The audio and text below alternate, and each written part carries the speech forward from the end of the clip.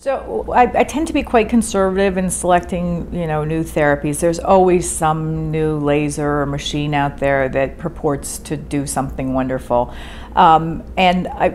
Because of being on the radio and having people from all over the country who are experts in all sorts of fields come and talk to me about them, I learn about all these newest and latest technologies.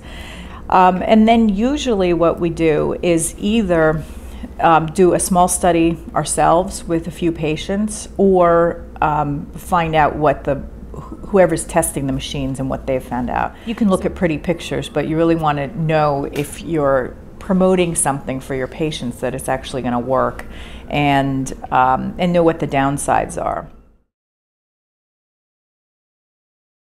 Liposuction is, I think, the most popular procedure still. It is, and I don't know if that speaks to the fact that we're becoming a fatter nation, or if it speaks to more body consciousness. I mean, it sort of can be a good thing in some ways, and I think if certainly if liposuction is used to promote health and healthy nutrition and weight loss in general, I think that's a great thing. But absolutely, plastic surgical procedures nationwide and throughout the world are on the rise for purely cosmetic purposes. And some reconstructive procedures are also on the rise, particularly breast reconstruction.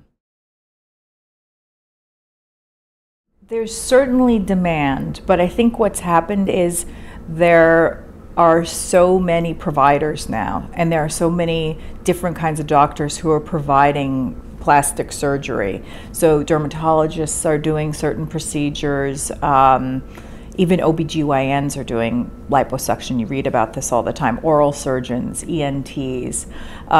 So there are a lot of physicians and physician extenders who are sort of jumping on the bandwagon of what is plastic surgery.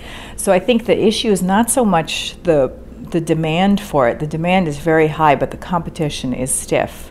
And in the cosmetic world, we haven't honed down the borders of who's supposed to do what, sort of exactly, so they're a little blurry.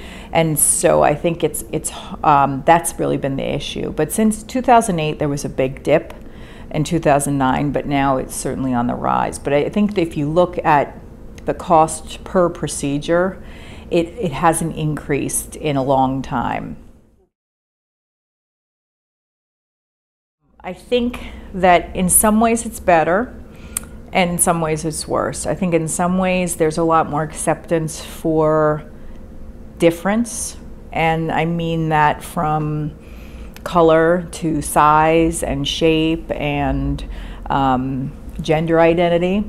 But in a lot of ways we're still so influenced by the media and by some perfect size 4, 5, 11 model that it's hard to adjust our expectations about what we want to look like. And then the other thing is that I think that some plastic surgery has become so expected that as people, particularly people in the media, age, they're not expected to have any wrinkles or necks or normal things that happen when you age. And I think that that's probably where we have fallen the most short in accepting aging gracefully, and that it's okay.